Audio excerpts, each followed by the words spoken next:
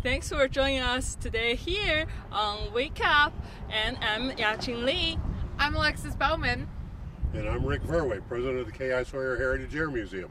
We're here at the static display site on the base, looking at some of the aircraft, and I've been passing as much knowledge of the history of the base as I could onto these folks, and they in turn are going to pass it on to you through their program, Wake Up.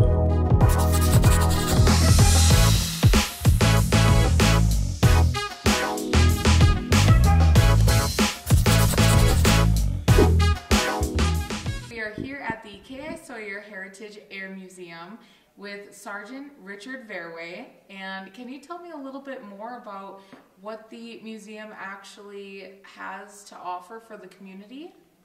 Well, what we're here for is to preserve the heritage of the base, the units that were here, and to preserve the memory of the people that served here for the 39 years it was active. Our job is to convey that information, try and instill a sense of aerospace interest in the youngsters. We have a Civil Air Patrol squadron that meets here on Saturdays, and they're in the midst right now of building a wooden flyable model aircraft. And we serve the community as best we can. This hall that we're sitting in a part of here is the Silver Wings Recreation Center. We have a dance here the third Sunday of every month from 1 to 4. $8 admission for adults, $4 for kids up to 17 years old.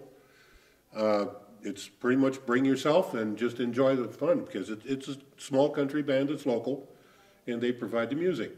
Otherwise, we rent the facility out. We just had a preschool graduation in here about a week ago.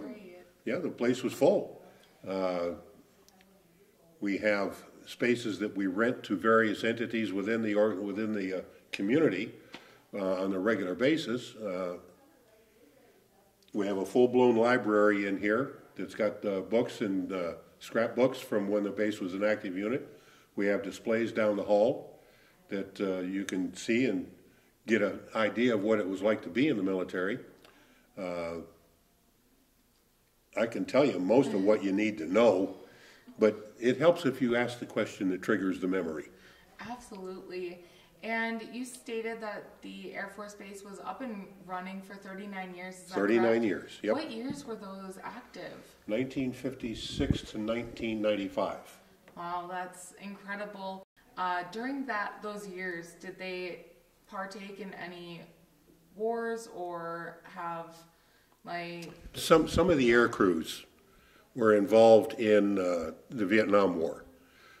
We had aircraft, not from this base, but air crews from this base, that were assigned to Anderson Air Force Base, Guam, and some of them actually were assigned at Utapao, Royal Thai Naval Air Base.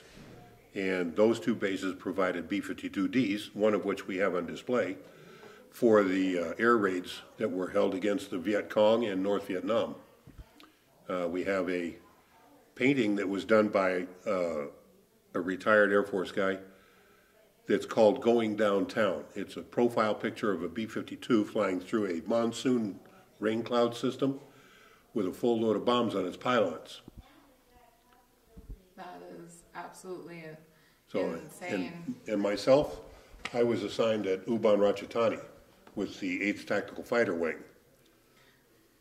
And would you have any experiences that you would be willing to share with us regarding your Air Force, expertise? There's one that's better explained down the hall in the bomber tanker room, but I'll give you the gist of it. I spent 7.5 years as a senior administrator for the Wing Deputy Commander for Operations. To give you an idea of the situation, the DO was next in line after the Vice Commander, who was next in line after the sitting Wing Commander. So that's the pecking order. The DO was my boss directly. Well, one day I was driving him out to the flight line to get on a B-52 so he could maintain his combat crew currency. And we see this young airman towing his toolbox. Now, these are 200-pound toolboxes. They're on wheels, and he's towing it along the ramp behind him. And he's walking between the tail end of the B-52s and the blast deflectors that we had back there for the jet exhaust. And he hears this buzzing sound. And he stops, and he looks around, and he can't see anything. So he starts walking again, and he starts hearing the buzzing sound again, only this time he looks while he's walking. One of the guns in the tail of a B-52 was tracking his toolbox. The guys were inside working on the radar, and the gun had locked onto his toolbox. He let go of that rope, and all you saw was Boogie. That is absolutely an experience he probably never forgot. No. The rest of his life. Oh my goodness. I can only imagine seeing that in book too. Like, wow. Yeah, I could phrase it another way, but like I said, all you could see was Boogie. Do you have any questions? Yeah, like, let's back to the museum. So, what do you think, like, this museum is kind of important for the community? Like, why, like, people need to learn some kind of this history? Well, our motto is preserving our history for future generations. You've probably heard the phrase, if you don't learn from history, you're going to repeat it. Yes. We don't want to have to repeat the history that drove this place to have to be here. We don't want to live under the umbrella of a nuclear holocaust. That's why this base was here, was to prevent that. And every person that lived here, the air crews knew that once they took off and it was the real thing, whatever was here was going to be gone in 15 minutes. The flight time of a missile from Soviet Union to here, 30 minutes. 15 minutes to get them in the air, and 15 minutes later it's all gone. We knew that. We lived with it. Our wives and children lived with it. Yeah, definitely I totally agree that we have to learn the history and avoid to repeat the sad stories again. Yes, and that's something that our alert crews spent a week at a time on alert with their aircraft over in the Christmas tree. I'll show you what that is later on. Their aircraft were fully loaded, ready to go. All they had to do when the horn went off was get to the airplane, hit the starters, get the engines running, and go. Now, you've probably seen videotapes on the internet of big clouds of smoke from airplanes sitting on the ramp starting their engines. Those are what's called starter cartridges. They're literally coffee can-sized canisters of gunpowder that they use to turn the engines over. Wow.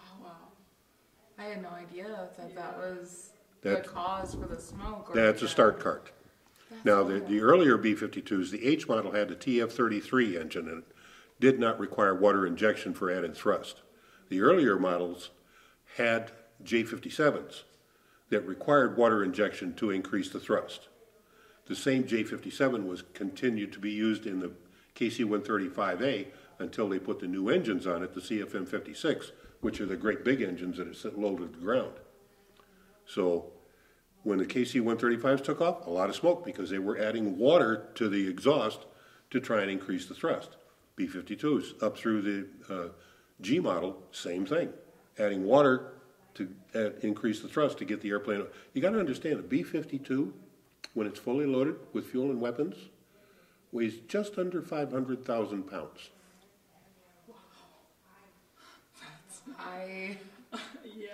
That's hard to fathom. Well, 70,000 pounds of that is the bomb load. Oh my goodness. That's incredible. I'm very excited to be able to go see that plane soon up close. And the D model that's over there, and we have a 750-pound bomb, a shell for one, sitting on a post next to it, so you can get an idea how big it is. Oh my gosh.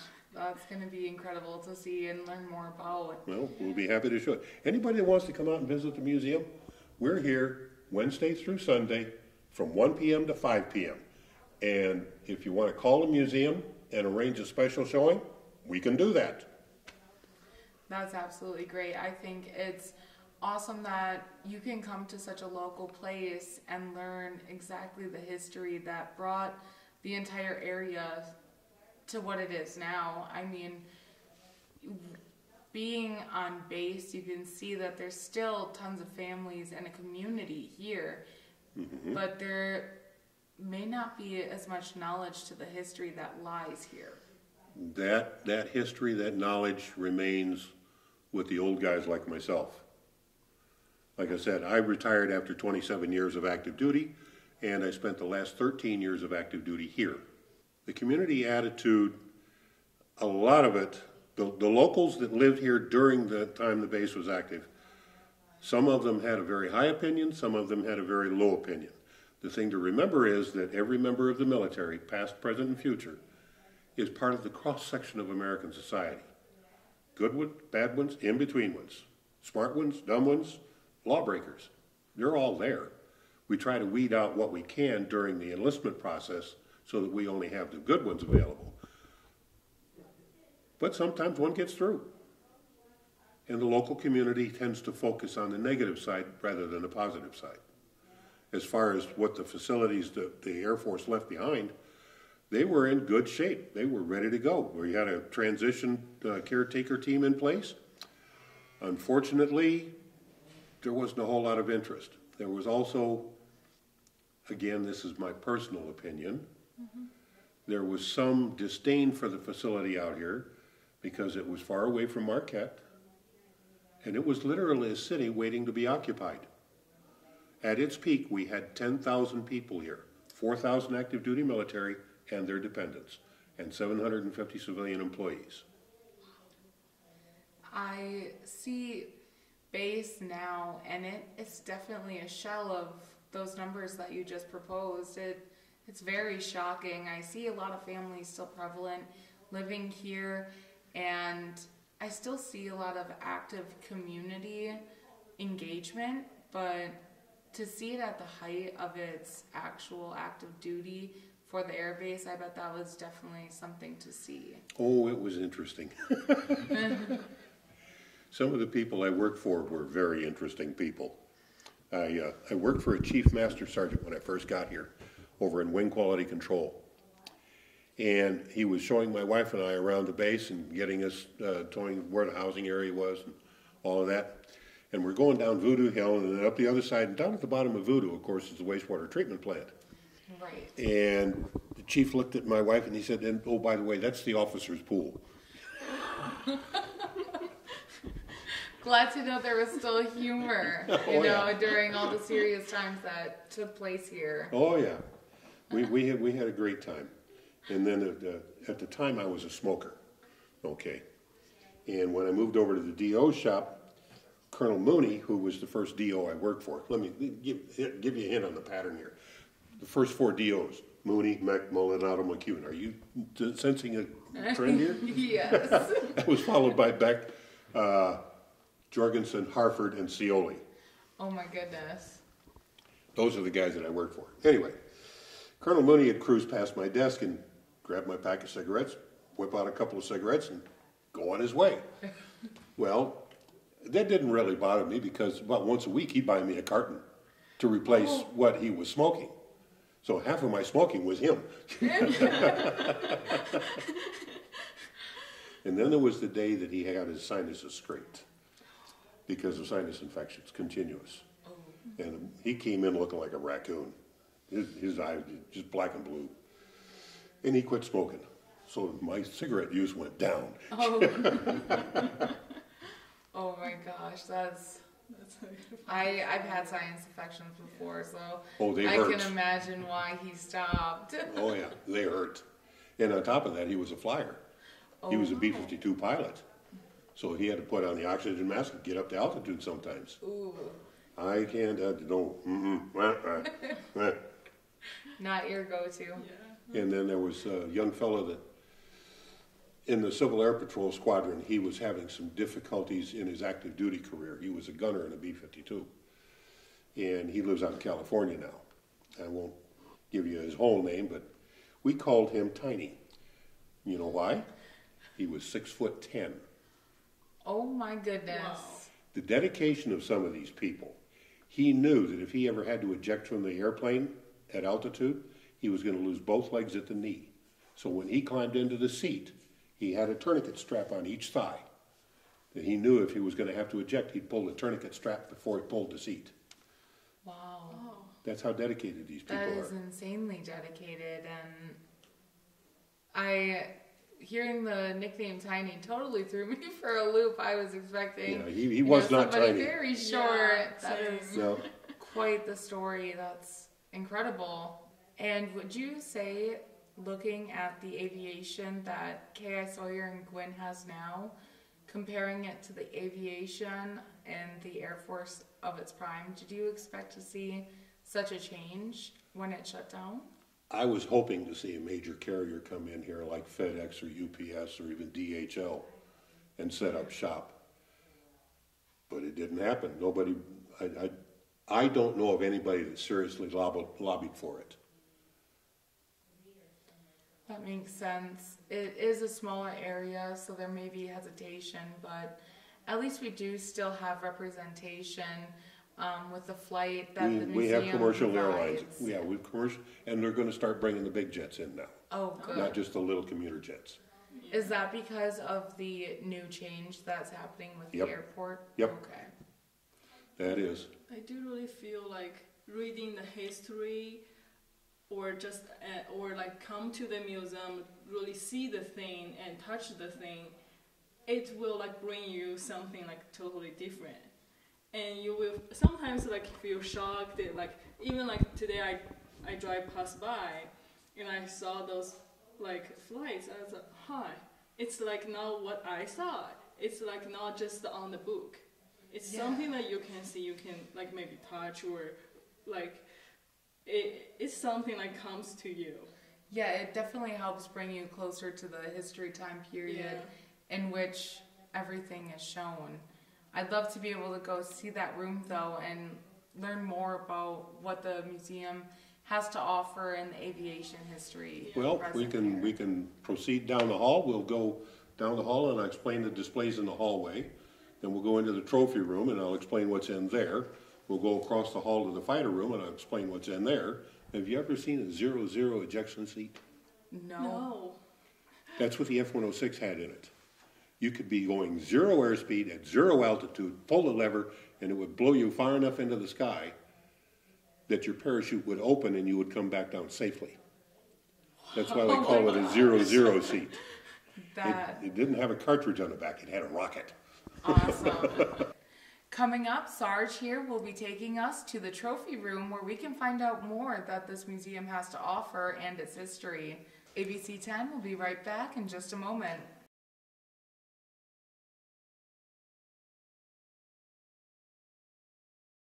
Looking at all of these trophies here, what can you tell me about these? Well, these are trophies that were won by organizations or individuals here on station. For instance, presented to the K.I. Sawyer Accounting and Finance Office. We were the best finance office in the Air Force for that year. That was 1986. SAC Outstanding Munitions Maintenance Squadron from 1985. That was for the entire Major Air Command. There were 28 units. Wow.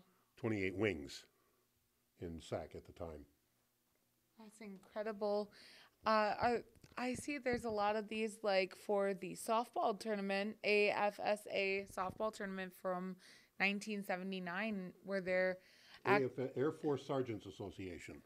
Okay, so I was gonna ask, is that like a league that they kind of had in place just to help blow off steam? Every squadron had a softball team. Oh, really? Yeah. That's incredible. And where did you guys compete against? Was it other Air Force bases or? Well, the Sergeants Association, the softball tournament would have been held here. The winner of the softball tournament here would compete probably at either Air Division or Numbered Air Force for their tournament. And we just pool them all together. So can you tell us a little bit like the material that they are using? Well, in aircraft like the C-47, they used aluminum ribs and aluminum skin on the airplane. When you get up to the F-104 Starfighter, you start to using harder materials like titanium. This little gem, the A-10, that puppy's armored. The pilot sits in an armored bathtub. Oh my goodness. And he can literally fly with half of the airplane almost gone. It has redundant hydraulic systems, and if the redundant systems fail, he's got a manual system he can revert to.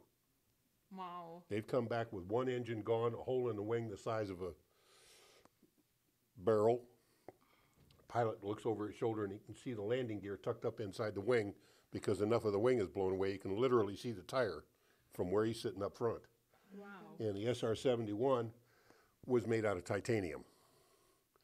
That bird leaked like a sieve when it sat on the ground. But once it got up to the temperature at altitude, all the joints sealed up nice and tight. One of our wing commanders was an SR-71 pilot. Oh my goodness.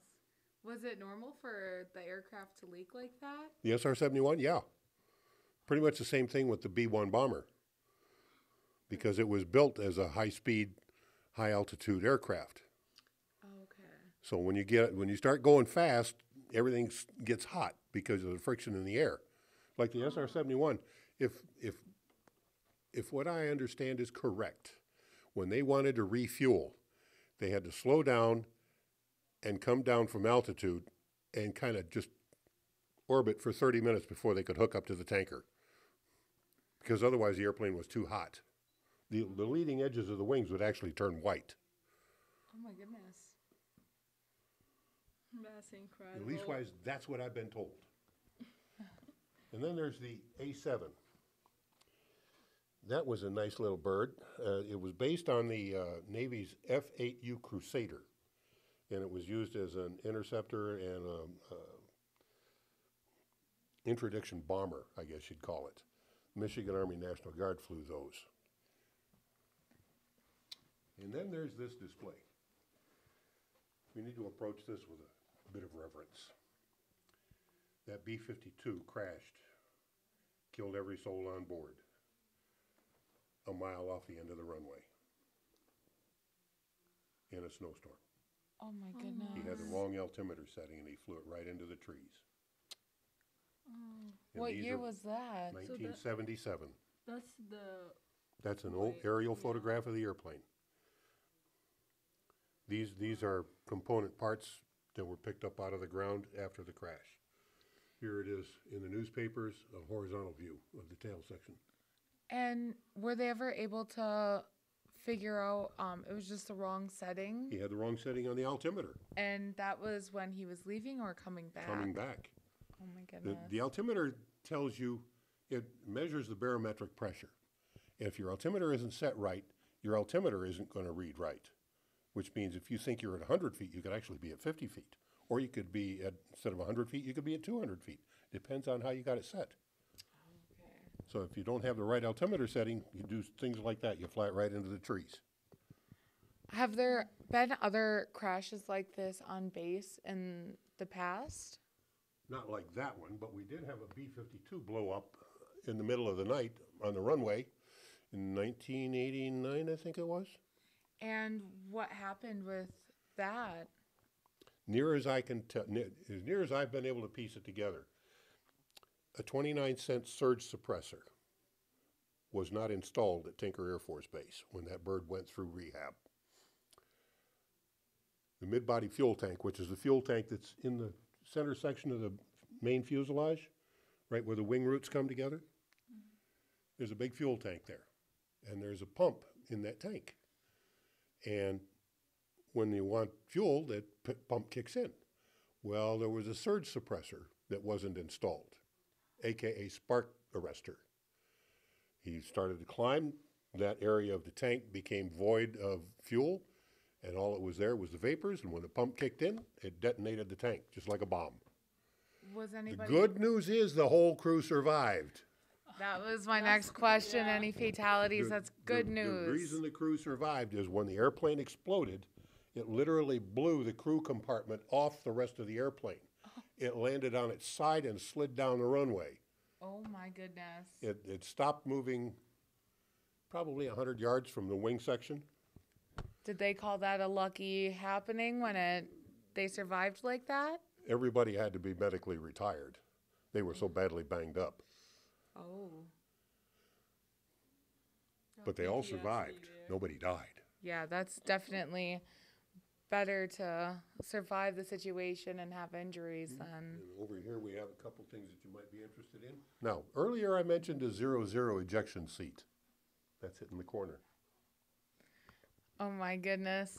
Yaching, would you be able to demonstrate that for us? I think having a demonstration to see the actual size would be great. Okay. Well, I'm not a good. That was literally inside the cockpit of the F-106. Oh my goodness. Actually, the seat is pretty comfy. Except you're not sitting on a parachute. Oh my goodness. And you're not wearing a G-suit. Yeah, that's right. Thanks again for joining us today here on Wake Up. And I'm Yaching Lee. I'm Alexis Bowman. And I'm Rick Verway, president of the K.I. Sawyer Heritage Air Museum. Don't forget to come and check it out. And that's all for today. If you have any good story ideas, please contact us at news@abc10up.com, and we will see you next time on next Sunday.